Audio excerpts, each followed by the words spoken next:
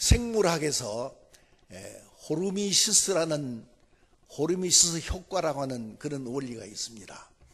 이 호르미시스 효과라는 것은 어떤 생물체에 어떤 독이나 유해물질이 들어갔을 때 그것이 아주 미소량일 때는 도리어 좋은 효과를 나타내는 그런 생리적 자극 효과를 말합니다. 쉬운 말로 말하면은 어떤 독약이라도 사람의 몸에도 아주 적은 양, 소량이 들어갈 때는 그것이 독이 아니라 유익이 된다는 것입니다. 한 예로 들어서 방사능의 경우를 말하면은 방사능은 우리 인체에 참 치명적인 것이 아닙니까? 죽거나 완전히 불구가 되거나 그런 이것이 50에서 한 100 밀리시버트, 밀리시버트라는 건 아주 극소량을 말하는 것인데 이렇게 적은 양의 이 방사능이 우리 사람의 몸에 이제 노출되었을 때는 이것이 오히려 사람에게 유익이 된다는 것입니다. 실제로 2008년 미국 미주리 대학교의 토마스 D. 럭키 명예교수가 발표한 히로시마와 그리고 나가사키 원자폭탄 피해자 86,543명의 그 생태를 추적 조사한 그 보고서에 의하면은 방사능 후유증에 시달리고 있는 피폭자를 포함해서 부모가 낳은 자녀 중에 유전자상의 어떤 기형아나 또 이런 기형아는 한 사람도 발견되지 않았고 또 낮은 수준의 방사능에 노출된 어머니가 낳은 자녀들의 사산이나 어떤 선천성 기한은 보통 이제 일반 사람들의 그 비율에서 아주 적다는 것입니다. 일본의 그 원폭 피해 생존자들의 그 위암이나 대장암의 경우에도 이 호르미시스 효과가 이제 관찰되었다는 그런 보고가 있습니다. 우리나라에도 옛날에 그 동의보감을 저술한 허준 의원도 소위 극약 처방을 한 적이 있죠. 어떤 약으로도 치료되지 않는 그런 아주 이제 난치병을 극약을 처방해가지고 적은 양의 극약을 처방해서 고쳤다고 하는 그런 사례가 있습니다. 이것은 우리의 영적인 면에도 적용해 볼 수 있는 일입니다. 우리가 어떤 때 고난을 당하기도 하고 환난을 당하기도 합니다. 그러나 그것이 우리 몸속에 들어온 어떤 극소량의 독약이나 방사능처럼 우리에게 결국 좋은 효과를 나타낸다고 하는 그런 사실입니다. 고난은 우리에게 영적으로 호르미시스 효과를 나타내기 때문입니다. 그래서 다윗왕 같은 분들은 시편 119편 67절에서 고난 당하기 전에는 내가 그릇 행하였더니 이제는 주의 말씀을 지키나이다. 또 71절에서는 고난 당한 것이 내게 유익이라 이로 말미암아 내가 주의 율례를 배우게 되었나이다. 그렇게 고백하고 있습니다. 사도 바울은 로마서 5장 4절 5절에서 우리가 환난 중에도 즐거워하나니 환난은 인내를, 인내는 연단을, 연단은 소망을 이루는 줄 알미로다. 그러므로 우리가 고난 중에도 오히려 감사할 수 있는 이유가 바로 여기 있는 것입니다. 오늘 이 본문 말씀은 북왕국 이스라엘의 그 아합 왕 시대에 사역했던 엘리야에 관한 이야기입니다. 북왕국의 그 이스라엘의 아합 왕은 역대 어느 왕보다도 아주 이제 우상을 숭배하고 하나님의 선지자를 잡아 죽이는 이런 악을 행하는 그런 왕이었습니다. 그래서 그 시대는 참으로 정치적으로나 사회적으로 말할 수 없이 부패하였고 또 백성들도 역시 우상 숭배로 타락하고 죄악이 만연한 시대로서 참으로 나라가 혼란하고 어지러운 그런 시대였습니다. 이런 시대에 하나님의 부르심을 받은 이 엘리야 선지자는 그 사명을 수행하기가 참으로 어려웠습니다. 이런 그 엘리야의 시대가 생각해보면 오늘 우리가 살고 있는 이 시대와 흡사한 것 같은 그런 느낌을 받게 됩니다. 엘리야가 그랬듯이 오늘 우리들도 이 어려운 시대 속에서 참으로 이 신앙을 지켜나가기가 어려운 그런 시대입니다.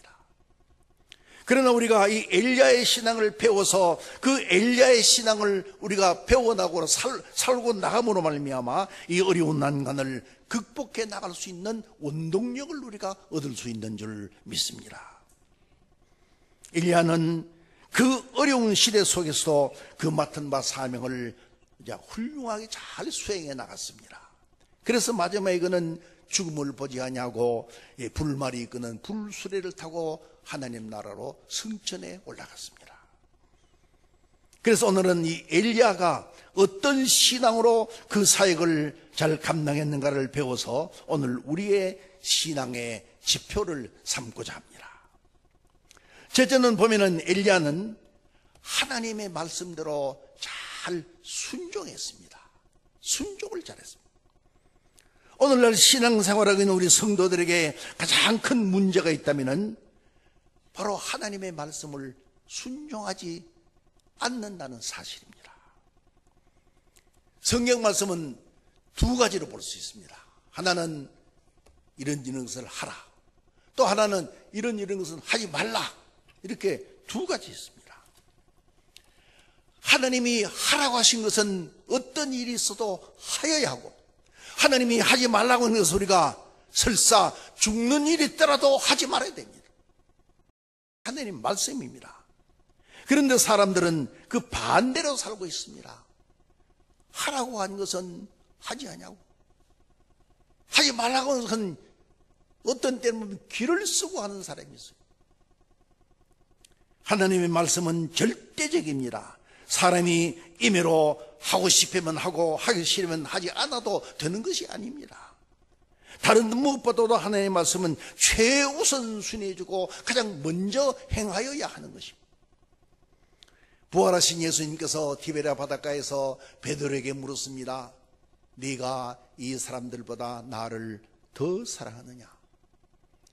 그냥 나를 사랑하는 거 말고 이 사람들보다 나를 더 사랑하느냐? 오늘날 많은 사람들이 이제 하나님보다 자신을 더 사랑하고 또 하나님의 일보다 자기 일을 먼저 하고 자기의 주관에 맞춰서 하나님의 말씀을 평가절하시키고 있습니다. 세상의 끝과 혼합시켜가지고 하나님의 말씀의 진가를 떨어뜨리고 있습니다. 그래서 1.1핵도 변함이 없는 하나님의 말씀을 적당히 희석시키고 있습니다. 그러면 오늘 하나님이 엘리야에게 명한 것이 무엇입니까? 오늘 본문 1절에 보면은 엘리야가 아합에게 이르되 나의 섬기는 이스라엘 하나님 여호와의 사심을 가리켜 맹세하노니 내 말이 없으면은 수년 동안 비도 이슬도 있지 아니하리라. 그렇게 했습니다. 엘리야 선지자는 하나님이 보내심을 받아서 그렇게 악을 행하는 이 아합 선지자를 아합 왕을 찾아가 가지고 앞으로 수년 동안 이슬도 오지 않겠다. 그렇게 여러분, 당시 왕에게 찾아가서 이런 말 한다는 것은 참 위험천만한 일이 아닙니까? 생명을 내놓지 않고는 할 수 없는 일입니다. 그러나 하나님의 명령을 받은 이 엘리야는 그 말씀 그대로 가서 전했습니다.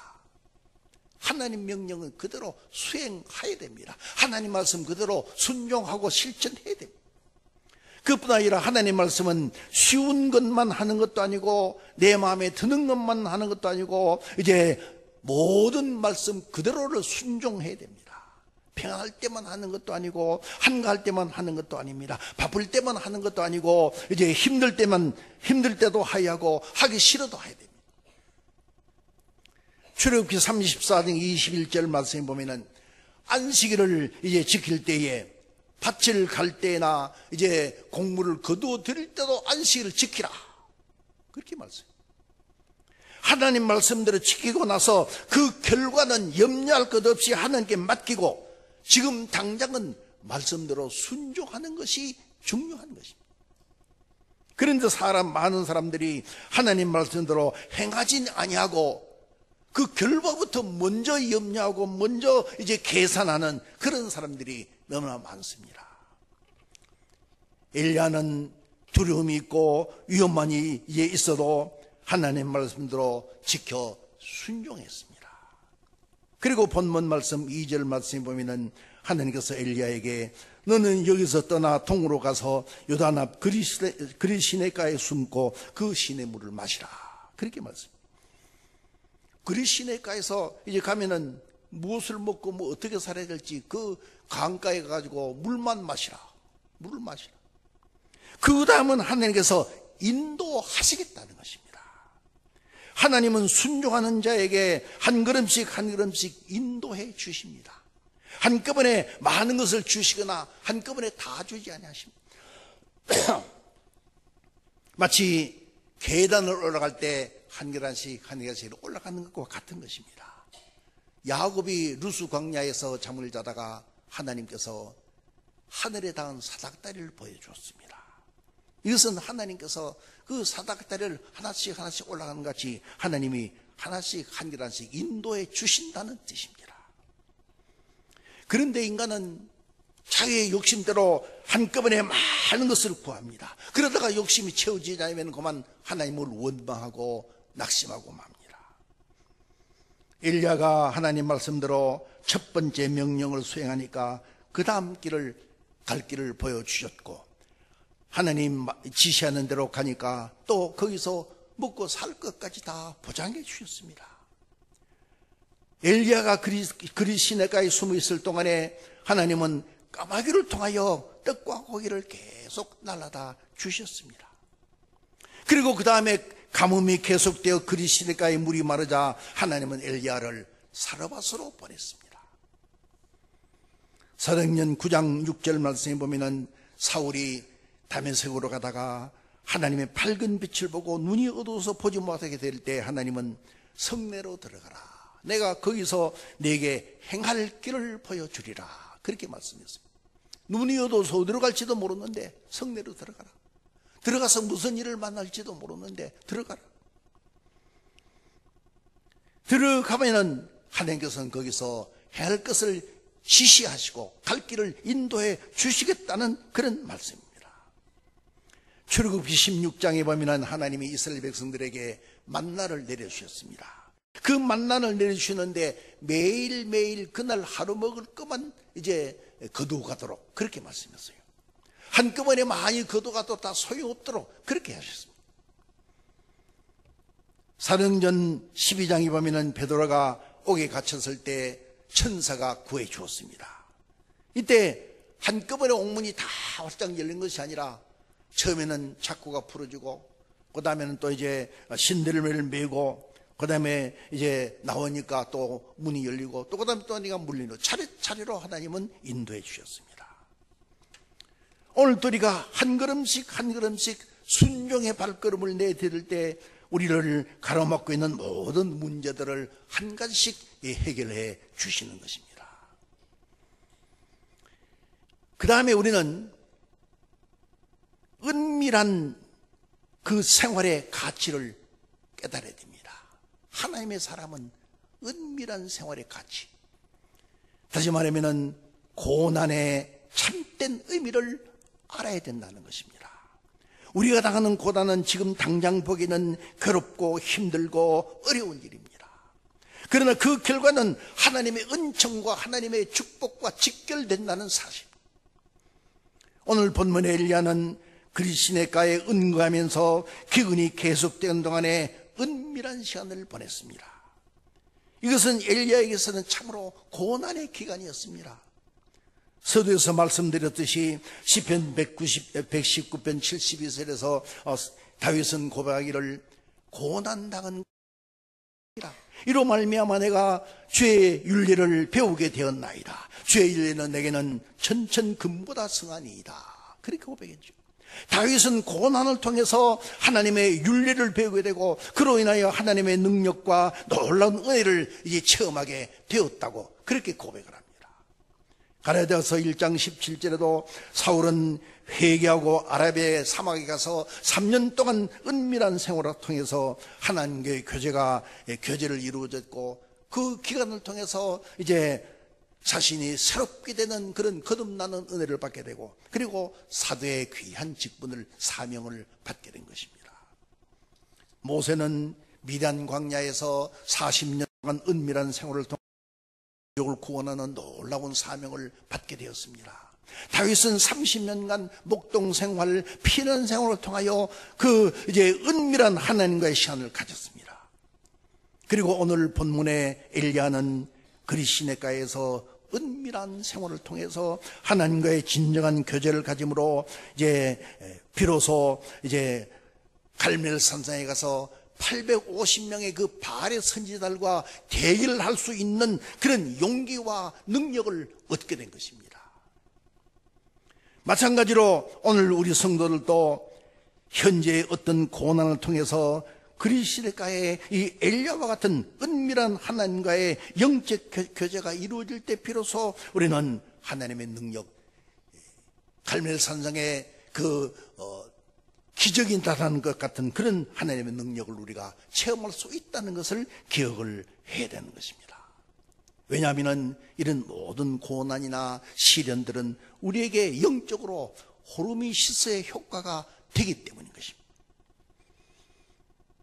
하나님은 당신의 자제들을 결코 그냥 편안하게 안일하게 키우지 아니합니다. 마치 독수리가 세종의 왕이 되게 하기 위하여 그 새끼를 아주 강하게 훈련시키는 것과 같은 것입니다. 야고보 1장 2절 4절에서 말씀했습니다. 내 형제들아, 너희가 여러 가지 시험을 당하거든 온전히 기쁘게 여기라. 이는 너희 믿음의 시련이 인내를 만들어내는 줄 너희가 알미라. 인내를 온전히 이루라. 이는 너희로 온전하고 구비하여 조금도 부족함이 없게 하려 함이라. 하나님은 당신의 성도들이 이 세상에서 온갖 죄악에서 싸워 이기도록 훈련하고 연단시켜 주십니다. 과잉보호 속에서 자라난 자녀들은 조그마한 어떤 어려움을 당해도 거기에 적응하지 못하고 문제의 인물이 되기가 쉬운 것입니다. 그러나 철저한 교육과 훈련 속에서 자라난 그런 자녀들은 어떤 어려움에도 잘 적응하여 참으로 올바른 삶을 살아갈 수가 있게 되는 것입니다. 마지막으로 이제 세 번째는 하나님의 사람은 이 시냇물이 마르는 이런 체험을 해야 됩니다. 시냇물이 말라가는 체험. 엘리야가 마시는 그 시냇물이 오랜 가뭄으로 인하여 결국은 다 말라버렸습니다. 지금까지 먹고 있던 그 마시던 물이 다 말라버렸습니다. 이와 같이 세상의 모든 것들은 다 말라버릴 날이 오게 된다는 것입니다. 말라버릴 때가 올 때가 있다는 것입니다. 홍한 소년 미인들도 늙어 주름살이 지고 이제 허리가 오게 됩니다. 부귀와 영화도 말라버릴 때가 오게 되고 한평생 누리려고 하던 그 재물과 권세도 다 말라버릴 때가 오게 되는 것입니다. 우리가 역사를 공부하는 이유가 뭐 때문에 공부합니까? 그냥 역사를 단순히 이제 과거의 흥망성쇠 그걸 배우고 이제 역사를 공부하는 것이 아니고 그 역사를 통해서 우리 인간의 모든 명예와 권세와 부귀와 영화가 다 초록같이 쇠퇴하여 버린다는 이 진리를 배우게 되는 것입니다. 평소에 텔레비를 통해서 그 사극을 좋아합니다. 특별히 우리나라의 사극 같은 거 보면은 참 그 권력자들이 얼마나 떵떵거리고 이제 삽니까? 권세를 부리고 남용을 하고 악을 행하고 이렇게 하지만 결국은 그것도 다 소멸해버리고 쇠약해버리고 다 이제 시들어버리고 만다는 그 진리를 배우게 됩니다. 사랑하는 성도 여러분, 인간이 모든 명예와 권세도 이렇게 말라버릴 때가 오는 것입니다. 부귀와 영어도 말라버릴 때가 옵니다. 젊음과 아름다움과 희망과 포부도 다 말라버릴 때가 오는 것입니다. 베드로전서 1장 24절에 말씀했습니다. 그러므로 모든 육체는 풀과 같고 모든 영광이 풀의 꽃과 같으니 풀은 마르고 꽃은 떨어지되 오직 주의 말씀은 세세토록 있도다. 이 세상의 모든 것을 다 말라버리고 쇠하여버리고 시들어버릴 때가 옵니다. 오직 주께 속한, 하나님께 속한 것만이 영원토록 마르지 아니한다는 이 사실을 우리가 잊어서는 안 되는 것입니다. 우리 주님 말씀했습니다. 요한복음 4장 14절에 내가 주는 물을 먹는 자는 영원히 목마르지 아니하니 나의 주는 물은 그 속에서 영생하도록 솟아나는 샘물이 되리라. 오늘 우리 성도들은 메말라가는 그 시냇가에서도 오히려 하나님의 생수가 솟아나는 이런 체험을 할 수 있어야 됩니다. 사도 바울은 참으로 고난을 많이 당한 그런 사람이었습니다.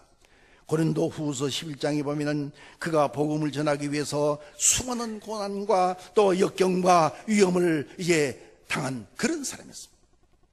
그러나 아까도 말씀드린 대로 그 로마서 5장 3절 4절에서 말하기를 우리가 환난 중에도 즐거워하나니 이는 환난은 인내를, 인내는 연난을, 연난은 소망을 이루는 줄을 압니다. 그러면서 야고보서 5장 8절에서는 너희도 길이 참고 마음을 굳게 하라. 주의 강림이 가까우니라. 이렇게 우리에게 권면을 하고 있습니다. 사랑하는 성도 여러분, 우리 사람은 태어나는 것도 중요하지만은 어떻게 사느냐가 더 중요합니다. 우리가 교회에 나오는 것도 중요하지만은 이제 어떻게 신앙생활을 잘 하느냐가 더 중요합니다. 우리가 예수를 구주로 믿고 영혼의 구원을 받는 것으로 그치지 말고 생활의 구원을 이루어야 하고 그 다음에는 하늘의 상급을 받도록 해야 됩니다. 엘리야가 하나님의 부르심을 받았을 때는 참으로 어려운 시대였습니다. 그러나 그는 하나님 말씀대로 잘 순종함으로 하나님께서 그의 앞길을 인도해 주시고 보호해 주셨습니다. 이와 같은 신앙의 삶이 오늘을 사는 우리에게도 필요한 것입니다.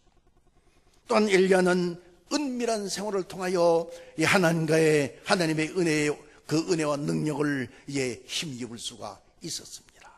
오늘 우리가 비록 우리의 생활이 참 어둡고 불투명하고 그렇게 한다고 할지라도 그 시냇가에 이 엘리야를 생각하면서 현재의 생활을 하나님께 감사하게 될 때 하나님은 까마귀를 통하여 그 엘리야를 보호하셨듯이 오늘도 하나님은 살아계셔서 역사하신 그 하나님께서 이 시대 속에서 우리를 지키시고 우리를 보호하여 주실 것을 믿으시기 바랍니다.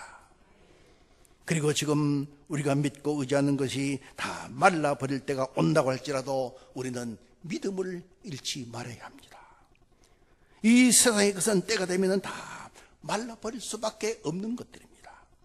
그러므로 이런 말라버릴 수밖에 없는 이런 것들에 우리가 집착하지 말고 영원한 것을 바라보고 그것을 믿고 나아가야 되는 것입니다. 사랑하는 성도 여러분, 오늘 정치적으로 경제적으로 심히 어려운 이 시기에 우리의 마음까지 메말라가는 이 시기에 모든 일이 짜증스럽고 원망스럽고 잘 되는 일이 없어도 이 그리시네가의 엘리야를 생각하면서 하나님 말씀대로 잘 순종하는 그런 삶이 되시기를 바랍니다. 엘리야는 그 어려운 생활 속에서도 모든 것이 메말라가는 그런 상황 속에서 하나님 말씀을 순종함으로써 놀라운 능력을 힘입을 수가 있었고 갈멜산상의 그 신앙의 기도의 대결을 할 수가 있었고 그리고 거기서 승리하는 모든 우상들을 제거하는 능력을 얻을 수가 있었습니다. 간절히 바라기는 우리 모두 엘리야와 같은 이런 신앙으로 언제나 주 안에서 승리하는 우리 모든 성도들이 되시기를 주님의 이름으로 축복합니다. 우리 기도드립니다.